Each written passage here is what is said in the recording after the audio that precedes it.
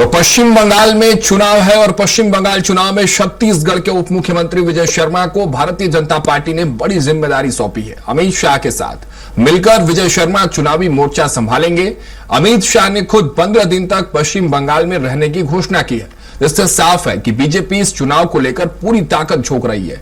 Party ने छत्तीसगढ़ के नेताओं पर खास भरोसा जताया है। संगठन की मजबूती और कार्यकर्ताओं की सक्रियता को देखते हुए उन्हें अहम जिम्मेदारियां दी गई हैं।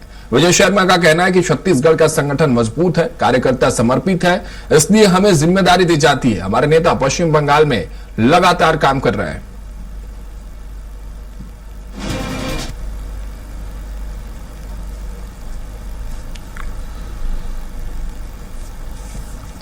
जिनको अनावश्यक रूप से सरकारी पैसे दिए गए और उन क्लबों के माध्यम से लोगों को नियंत्रित करने का मतलब स्वेच्छा से कोई मकान अपना खरीदना बेचना चाहता है, कुछ वन निर्माण कराना चाहता है, कोई व्यवसाय करना चाहे, वो नहीं कर सकता जब तक वो अनौपचारिक अनुमति उसकी वहां से न मिल जाए। इस तरीके से कटमनी का एक बड़ा पूरा षड्यंत्र बना रखा है। जनता त्रस्त है इस बात से और जनता इससे मुक्ति चाहती है, इसलिए ये तो बड़ा मुक्ति का संग्राम है इस बार।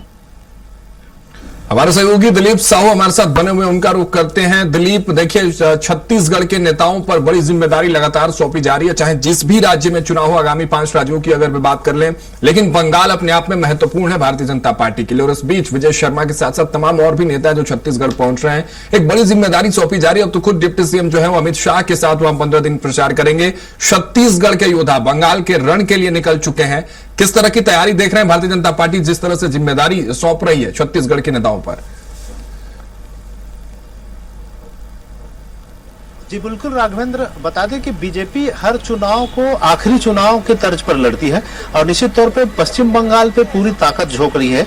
कहीं ना कहीं छत्तीसगढ़ की इसमें अहम भूमिका है क्योंकि छत्तीसगढ़ से 1 दर्जन से अधिक बड़े नेताओं को यह जिम्मेदारी दी गई है। डिप्टी सीएम चाहे अरुण साव की बात करें, डिप्टी सीएम विजय शर्मा है या फिर संगठन महामंत्री है, संगठन के महामंत्री पवन साय, उन्हें भी बड़ी जिम्मेदारी दी है और लगातार वे महीने भर से वहां पर है और 56 विधानसभाओं का पूरा लगभग 56 विधानसभाओं की जिम्मेदारी दी गई है और वहां का पूरा मैनेजमेंट वे संभाल रहे हैं। इसके अलावा पूर्व मंत्री राजेश मुड़क जो वर्तमान में पश्चिम के विधायक हैं, उन्हें भी बड़ी जिम्मेदारी मिली है। वे भी लगातार पश्चिम बंगाल में सतत रूप से मौजूद है। इसके साथ ही साथ शिवरतन शर्मा सहित तमाम बड़े नेताओं को बीजेपी के पश्चिम बंगाल के चुनाव में बड़ी जिम्मेदारी दी गई है। और इसी कड़ी में एक तरह से डिप्टी सीएम गृह मंत्री विजय शर्मा को भी अब एक बड़ी जिम्मेदारी, जिसमें 15 दिन तक जो अमित शाह जी बंगाल में सभा करेंगे और विभिन्न तरह की जो चुनावी सभाओं को में शामिल होंगे, तो उसमें उसका जो मैनेजमेंट की जिम्मेदारी है,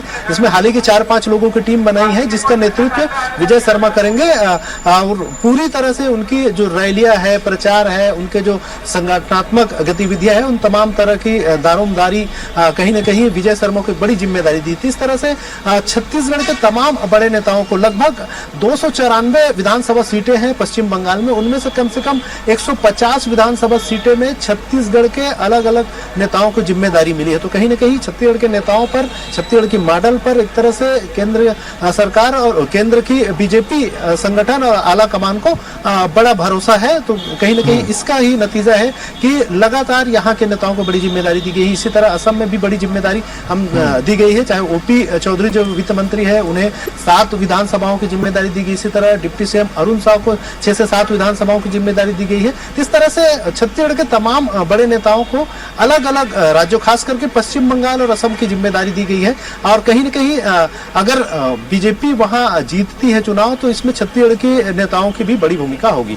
जी बिल्कुल दिलीप, छत्तीसगढ़ के नेताओं के स्ट्राइक रेट को देखते हुए, क्योंकि पिछले जो चुनाव हुए हैं, चाहे बिहार की बात कर लें, तमाम राज्यों की, वहां छत्तीसगढ़ के नेता जब पहुंचते हैं, छत्तीसगढ़ की मॉडल की बात करते हैं, तो उनके स्ट्राइक रेट्स चुनावी परिणाम में नजर आते हैं। शायद इसीलिए पार्टी भरोसा जता रही है। अब देखने वाली बात होगी कि बंगाल और असम में ये नेता कितने अच्छे तरीके से खेल पाते हैं और क्या स्ट्राइक रेट रहता है। फिलहाल बहुत शुक्रिया दिलीप हमारे साथ जुड़ने के लिए, तमाम जानकारी आपने साझा की।